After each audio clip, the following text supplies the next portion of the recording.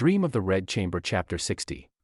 Today, we are opening the gates to the Grandview Garden again, and we are zooming in on Chapter 60 of Dream of the Red Chamber. Yeah. And, on the surface, this reads like a sitcom script. It really does. We've got a mix-up with cosmetic powders, secret gifts, and a little bit of a petty deception. It does sound lighthearted at first glance. The chapter title even hints at it. Jasmine powder replacing rose nitrate. It sounds like a comedy of errors or just a very low-stakes prank. Exactly. But as we dig into it, it becomes pretty clear that this isn't just about makeup. This one small, petty deception over face powder seems to trigger a massive chain reaction. Oh, absolutely. It exposes the hierarchy, the deep-seated resentment, and frankly, some incredibly toxic parenting within the Gia household. That is the perfect way to frame it. It's a microcosm of the household's decline. You see, the rot in the Gia family isn't just coming from the top down. This chapter shows how it's permeating the relationships between everyone. Masters, concubines, servants, all of them. All of them. It is a domino effect that starts with a tiny flick and ends with a massive crash. So let's set the stage. We're in the Grandview Garden. It's busy. Right. The text mentions Yuren Bayu's chief maid. She's confused because everyone is just running around. She asks Ping, the executive assistant of the house, what's going on. And Pinger gives this very cryptic hint. She says something like, it's something people wouldn't expect. It's funny. I'll tell you later. And then she just vanishes. And she just takes off. It's a classic literary hook, right? It creates suspense, but it also establishes that the household is in this state of flux. Everyone is plotting, moving, reacting. And right in the middle of all this bustle, Bayu, our young master, decides to send his maid, Chunyin, on a diplomatic mission. That's right, a diplomatic mission. He sends Chunyin to apologize to Yinger, who is Bao Chai's maid. Apparently there was some friction earlier, which, there always is. Always is. And Bayu wants to smooth things over. So Chunyin heads out, but she's not alone. Her mother goes with her. And this is where we see a really strange power dynamic. It is strange, especially if you look at it through a modern lens or even a traditional Confucian lens. Normally, the mother is the authority figure. Of course. But here, Chunyin, the daughter, is completely in charge. She is literally lecturing her mother as they walk across the garden. She's not just lecturing. She's quoting proverbs at her. She's like, I've told you so many times to behave. And then she hits her with, you don't gain wisdom without experiencing an event. Can you imagine saying that to your mother? Mom, you really need to learn from your mistakes. It's unbelievable. It's so striking because Chunyin represents the new guard. She's a young maid. She's close to the center of power, Baoyu. She understands the political nuances of the garden way better than her mother. And her mother is sort of general labor. Yeah. Exactly, an older servant. Chunyin is basically telling her mother to know her place, because that is the only way to survive in this ecosystem. She knows being stubborn or greedy will get them kicked out. And to make sure her mother actually listens, Chunyin drops a bombshell. This is the part that made my jaw drop. Oh, this is a huge moment. She reveals a secret plan of Bayu's. She says that in the future, Bayu intends to release all the people in his house staff inside, staff outside, back to their parents to live freely. Why is this such a game changer? Well, you have to look at the economics. For the mother, her life is servitude. She probably fears old age, being cast aside, dying poor. Right.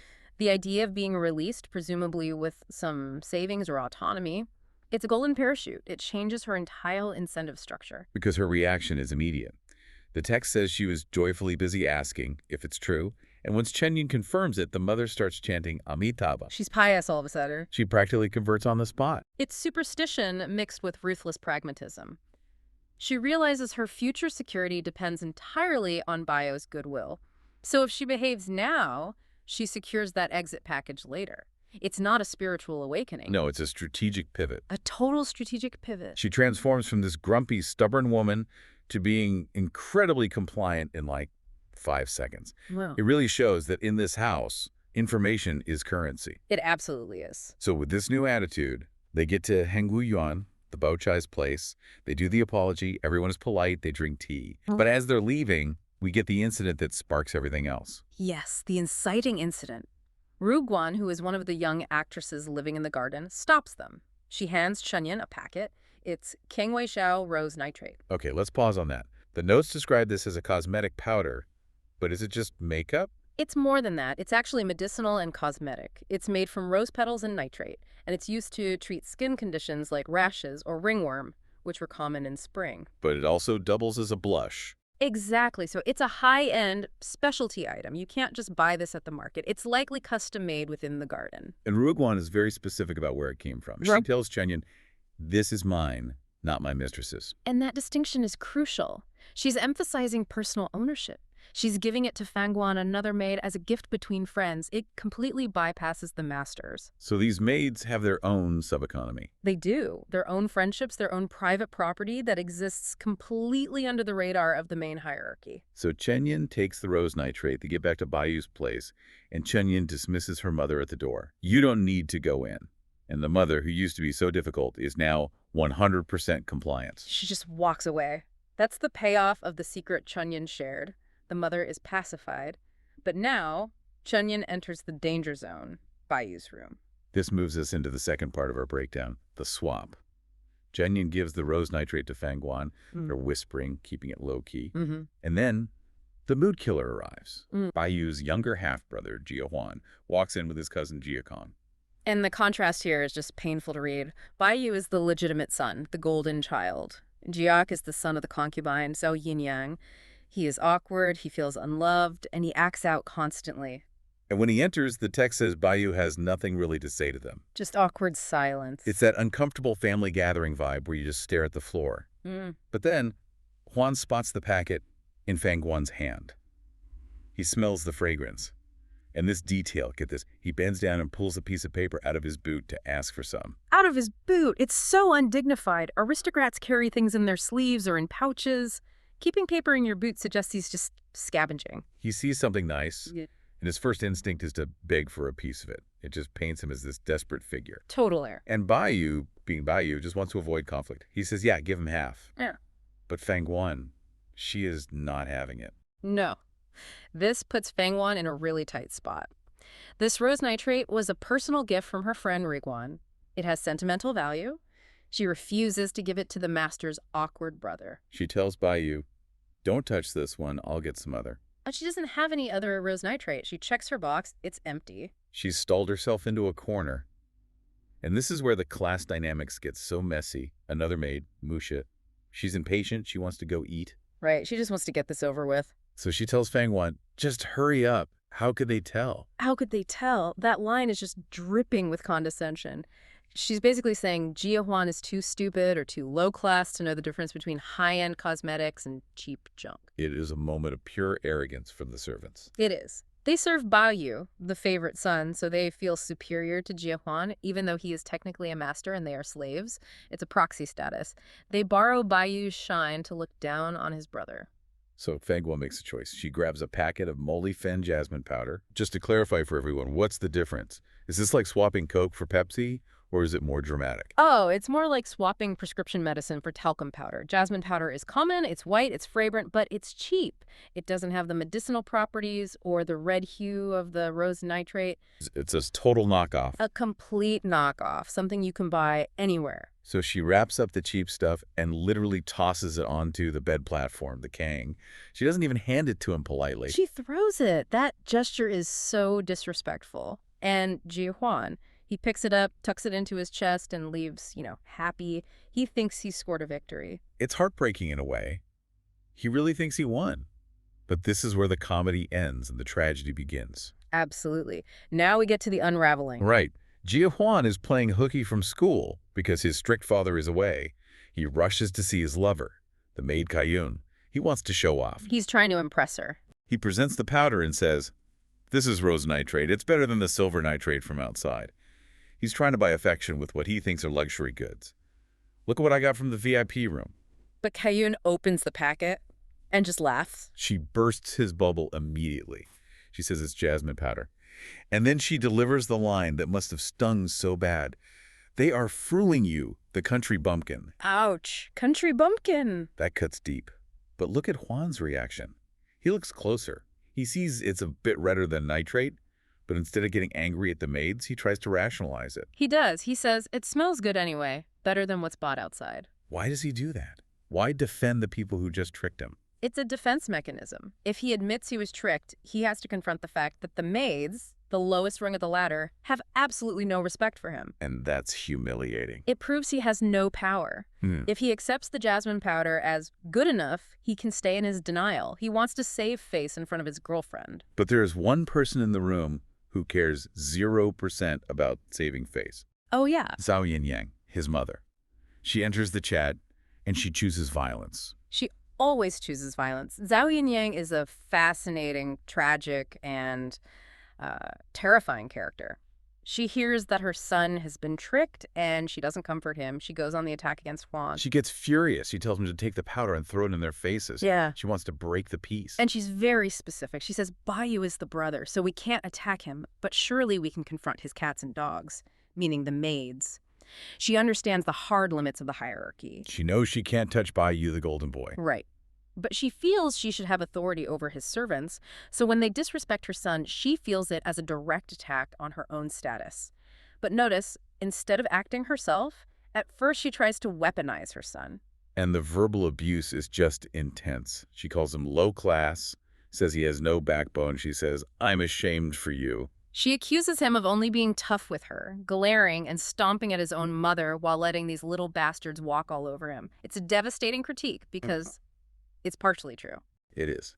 He is cowardly outside, but aggressive at home. But she is projecting all her own insecurity and shame onto him. She feels powerless, so she hates that he is also powerless. She's trying to shame him into being dominant. But this time, Huan pushes back. And this is where the psychology gets really interesting. He snaps.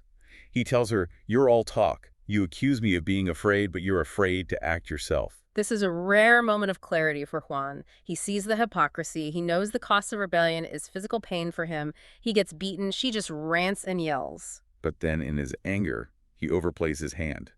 He says the one thing he absolutely should not say. The trigger phrase. He says, you are afraid of third sister, Tanjun, but you dare me to go. If you dare go, I will bow to you. And he brings up Tanjun. For listeners who might need a refresher, Tanjun is Zhao Yinyang's biological daughter, but Tanjun is incredibly capable, intelligent, and aligns herself entirely with the legitimate masters.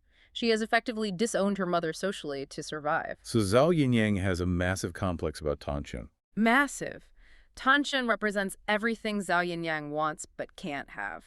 Respect, authority, dignity. And to be told by her son that she fears her own daughter, that pokes her lungs, as the text says, it just destroys her ego. She screams, I crawled out of my own gut would I fear her. That imagery is so visceral. It is, and it snaps the last tether of her sanity. She isn't thinking about jasmine powder anymore. She grabs the packet and just sprints toward the garden. She is going to cause a scene, not because of the powder, but because she needs to prove she isn't afraid of her own daughter. Exactly. She needs to assert her existence. And poor Kaiyun tries to stop her, but can't. Then what does Jie Huan do? The guy who started this whole mess by begging for powder? He runs away. He runs to the outer gate to play. It's perfect, isn't it? He lights the fuse and then abandons the building. It highlights his immaturity, sure, but also his survival instinct. He knows an explosion is coming. Honestly, this chapter it's a masterclass in how things just fall apart. So true. If you really want to understand how a dynasty collapses, you don't look at the emperor. You look at the maids fighting in the kitchen. It's kind of the broken windows theory for, 18th century Chinese aristocracy. We're seeing what happens when the old hierarchy, the old guard, the servants and concubines smashes up against this new chaotic power center. Which is this group of teenage actresses. Mm. And it is violent. I mean, we're not talking about polite disagreements here. We're talking headbutting, hair pulling, tactical fake suicides. It's a lot. Why a semi-royal concubine gets beaten up by a gang of theater girls, and why the solution to all this violence actually shows us the family is already doomed. Well, to understand the explosion, you have to look at the spark. And that spark, Zhao Yinyang. Concubine Zhao. Tanjun and Jie Huan's biological mother. Now, you might remember her as a villain, always scheming, very bitter. She's done some nasty stuff with witchcraft. Yeah. But here, she almost starts off sympathetic. I mean, I wouldn't go so far sympathetic, but she's definitely the aggrieved party in her own head.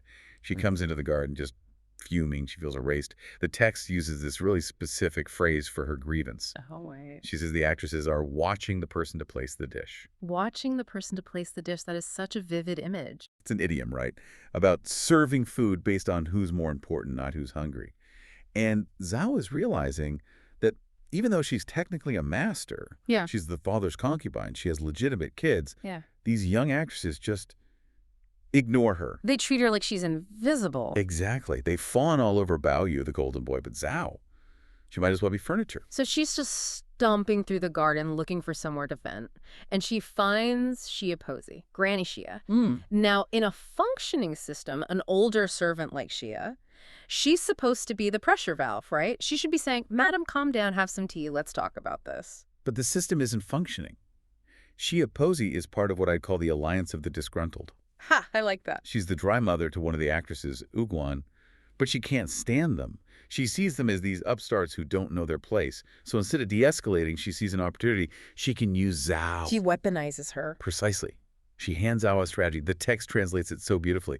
She tells Zhao to make a raft. Make a raft. I love that. Yeah. It sounds like something a lawyer would say. It's about constructing a pretext. You can't just attack someone because you're annoyed. That makes you look petty. You need a legitimate grievance to stand on a raft to float your anger. And Xia gives her the lumber for that raft. She gives her 2 big pieces of lumber. First up is the jasmine powder incident. Right, with her son, Jia Huan. Exactly. The actress Fang Guan gave him what he thought was nitrate powder, like a medicine. Turns out it was just jasmine face powder. Right. A prank. A bit of teasing. But Xia reframes it. She tells Zhao, look, this wasn't a joke. This was them mocking your son, mocking your entire lineage. And then the second piece of lumber, that's the nuclear option, isn't it? The burning of the paper money. Oh, yeah. This is a huge taboo. You do not burn spirit money inside the garden. It's seen as summoning ghosts, bringing uncleanliness into the house. It's just bad luck. And Xia reveals that the actresses did this, and Baiyu covered it up. So Xia is basically handing her a loaded gun. She's saying, they mocked your son and they cursed the house. You have the moral high ground. Go get them. She's coaching her. She literally tells Zhao to go shake her prestige. She wants Zhao to be the battering ram here, because Xia can't do it herself. If Xia hits an actress, she's fired. But if a concubine does it... It's just discipline. Or so she thinks. But there's a real cowardice to it. Xia says, oh, I'll stand by you, I'll be a witness. But that just feels like a promise written in water. Oh, absolutely. But it tells you something about how the older servants see these girls.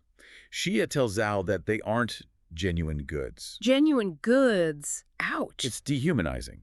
She's saying they were bought, like props for a play, and in Xia's mind, they're just property. Yeah. So punishing them is low risk. I mean, who cares if you break a prop? Which turns out to be a massive, massive miscalculation. So Zhao marches off to Green Delights, that's Bayu's place, armed with her raft. She's ready for war. Baiyu isn't there, which is probably for the best. Definitely. But Fang Wan, the girl from the powder prank, she's just sitting there eating dinner. And notice the escalation. Zhao doesn't start with words. She doesn't ask, did you give my son fake powder? She walks in and throws the jasmine powder right in Fang Wan's face. And just bam, right in the face. A physical assault, straight out of the gate. No questions asked. It completely blindsides Fang Wan. And then comes the verbal attack. And all of Zhao's insults are about class. Little whore, powderhead, reminding her she was bought with the family's silver. She's trying to shout the old hierarchy back into existence. Right. I am master, you are servant. But this is where that new power dynamic really kicks in. A traditional maid would just kneel and beg for mercy. But Fang Wan, she wipes the powder off and argues right back. And her defense is fascinating. She completely rejects the premise of Zhao's authority. She makes a weak excuse about the powder, but then she pivots. She says, I am not a slave to your household. That is such a bold distinction to make. She's basically saying, I work for the Jia Corporation, not the Zhao franchise. Exactly. She's asserting her independence from Zhao personally, and she defends her personhood. She says, I might act, but I don't go outside to sell myself. She refuses the label of whore. It's a line in the sand. It is. So Huron, the senior maid, she tries to be the HR manager and step in, stop talking nonsense. But it's too late. Zhao slaps Fang Wan. And the slap just changes everything. It's not a scolding anymore. It's a brawl. But before we get to the fight, we have to talk about Qingwen. Oh, Qingwen, the agent of chaos. While Shirin is panicking, Qingwen is on the sidelines whispering to her, don't intervene. She says, let them fight. Disorder's king. Now, disorder is king. That line gives me chills every time. King Wen represents this cynical detachment. She knows the whole system is broken, and she's just grabbing popcorn to watch it burn. And burn it does, because Feng Wan has a squad. Yep. The other actresses, Wu Guan, Rui Guan, Kui Guan, Du Guan, they hear the crying, and they don't hide. They swarm. They absolutely swarm. This isn't just a fight. It's like pack hunting. The text specifically says Du Guan headbutts Zhao. A headbutt. Think about that for a second, the indignity of it. A concubine of the house getting headbutted in the stomach by a teenage actress. It's a complete inversion of the social order. The props are fighting back. And it's so tactical. They surround her, they grab her hair, hold her arms. And the genius part? They are crying the whole time. That's the brilliance of it. Right. By crying, they keep up this facade of being the victims while they are physically pummeling her. If they were laughing, they'd be seen as rebels. Right. But if they're wailing in distress, while their hands just happen to be ripping at Zhao's clothes, that creates plausible deniability. And then they play the ultimate card. They start yelling, just kill the four of us and be done with it. And Feng Wan just drops to the floor and plays dead. It's asymmetrical warfare. They know Zhao cannot afford to have a death on her hands. They're basically calling her bluff. By saying, kill us, they strip away all her leverage. It's just total anarchy. You've got a fake suicide, a headbutting, a crying mob, which finally brings out the heavy hitters. Senior management arrives, and leading them is Tan Shen. And this, for me, is the emotional climax of the chapter. Tan Chun, the brilliant manager, who is also Zhao's biological daughter. Ugh, that relationship is always so painful to watch. Tan Shen is the master, and her own mother is technically her servant. It's just a mess. And Tan Chun's reaction is, well, it's just so telling. She doesn't comfort her mother.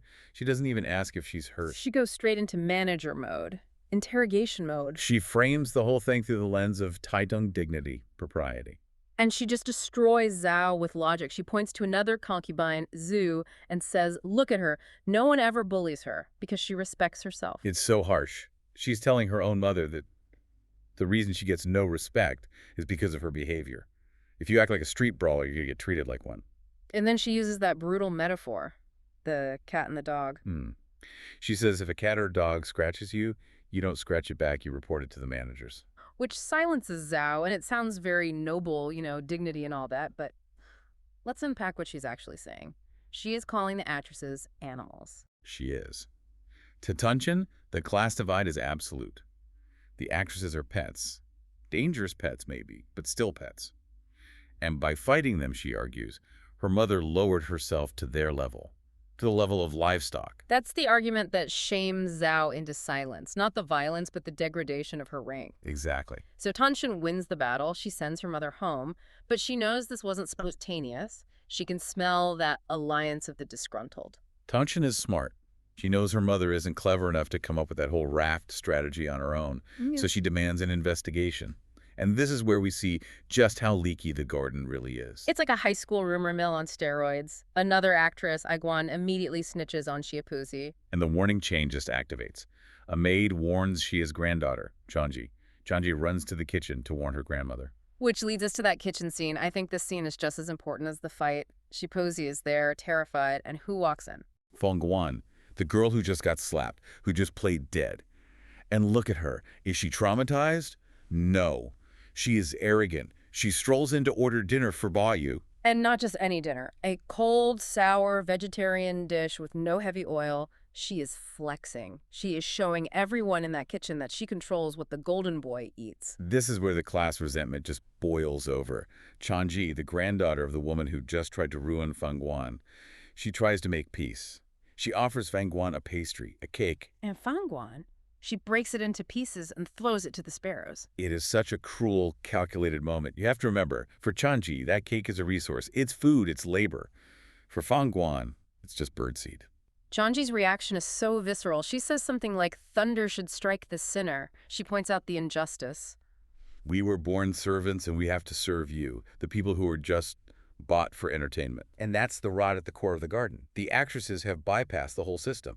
They have the ear of the master by you, so they get the resources. The old servants who play by the rules get nothing. Right. Feng Guan is just flaunting her untouchability. It shows that Tan Shen's speech about cats and dogs. It might have silenced her mother, but it solved nothing. Exactly. The cats and dogs are actually very powerful. and very rude. And the chapter ends with this quiet little transaction involving rose dew. Oh, right. The cook, Mrs. Liu, is suddenly very nice to Feng Guan. Because she wants some of this rose dew for her daughter. It's a precious commodity.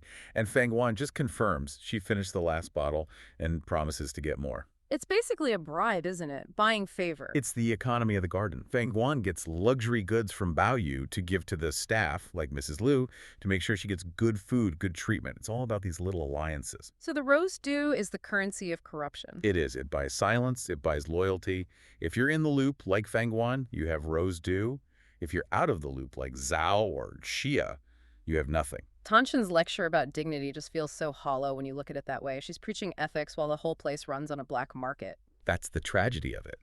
Tanshin is trying to enforce these Confucian ethics, order, hierarchy, respect, but the garden is running on, Machiavellian economics. Oh, yeah. The actresses don't care about dignity. They care about survival and power, and they're winning.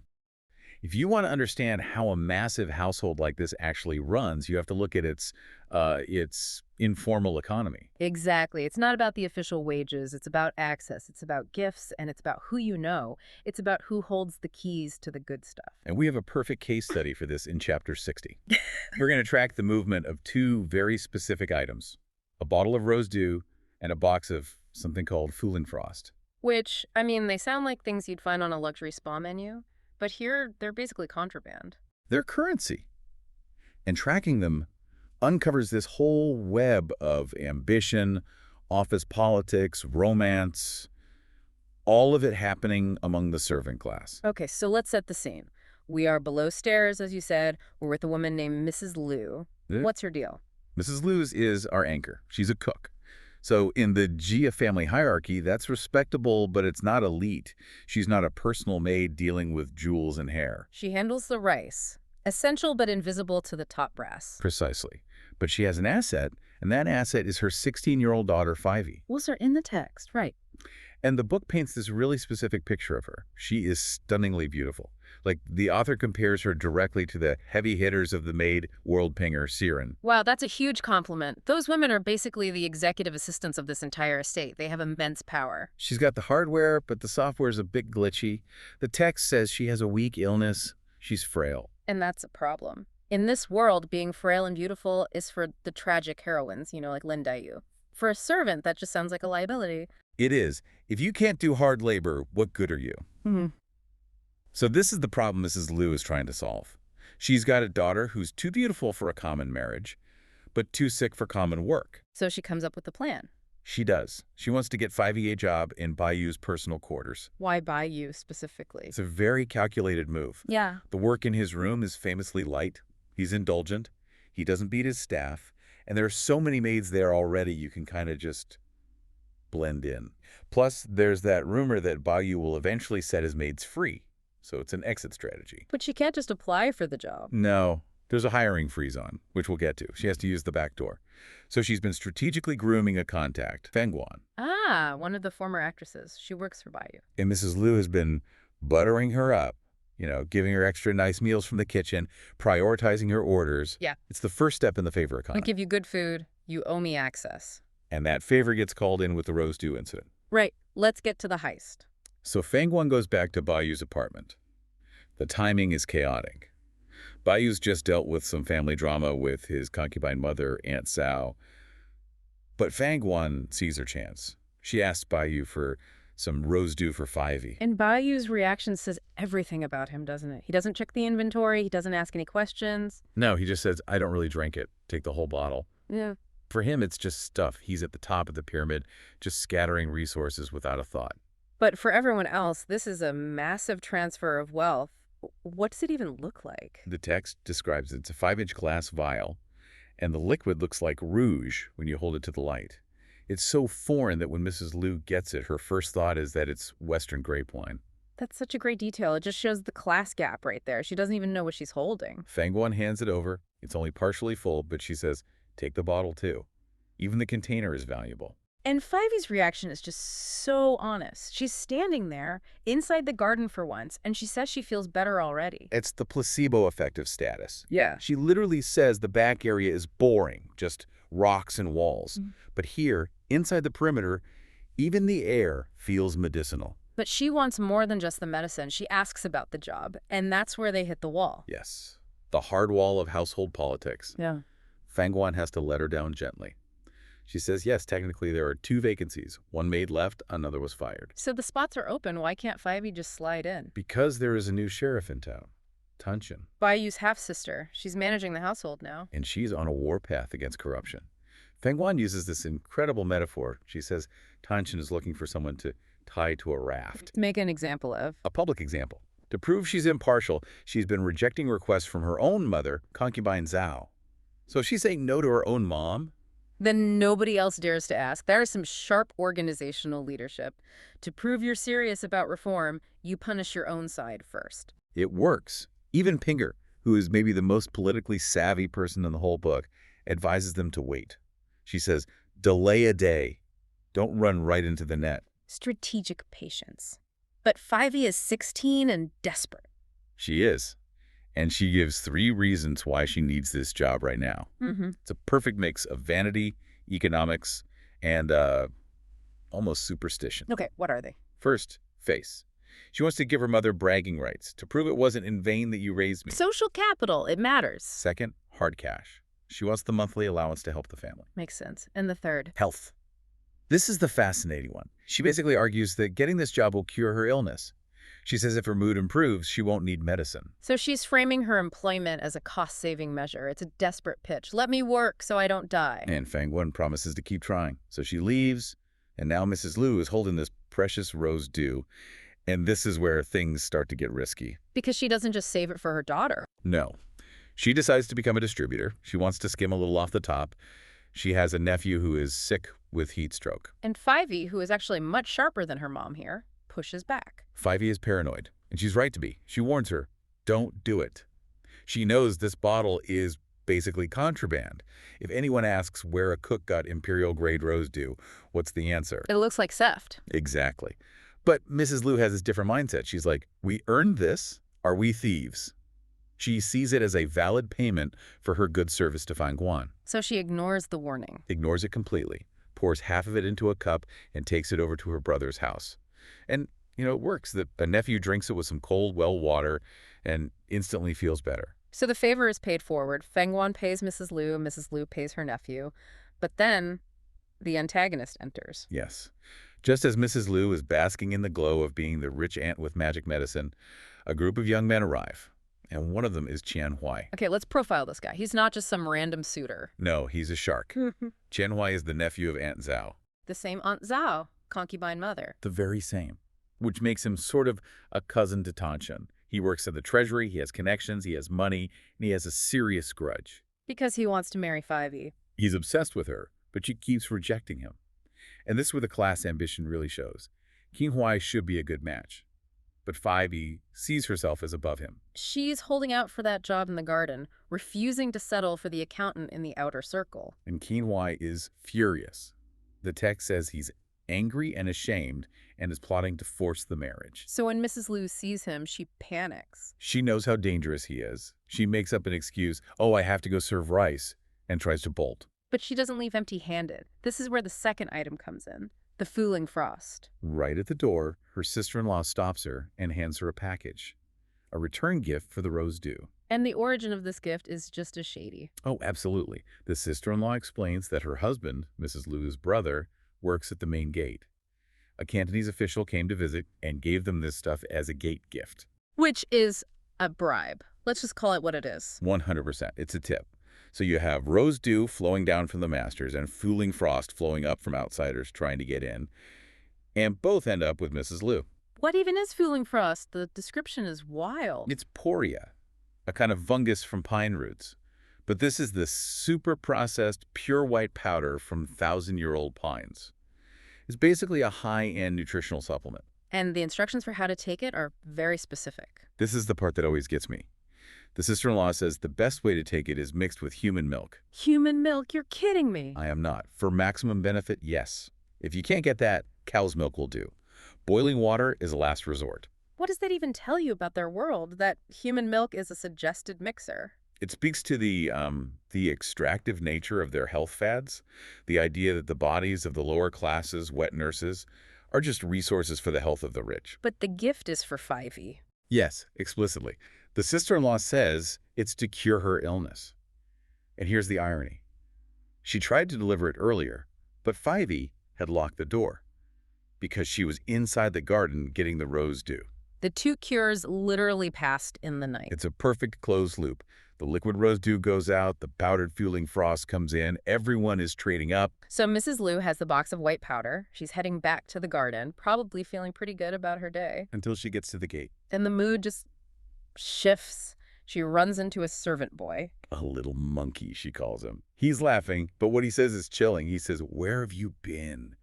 You are in trouble." He tells her people have been looking for her 3 or 4 times, and then he asks her a question that just shatters everything. He says, "Which path did you come from? That's not the way home.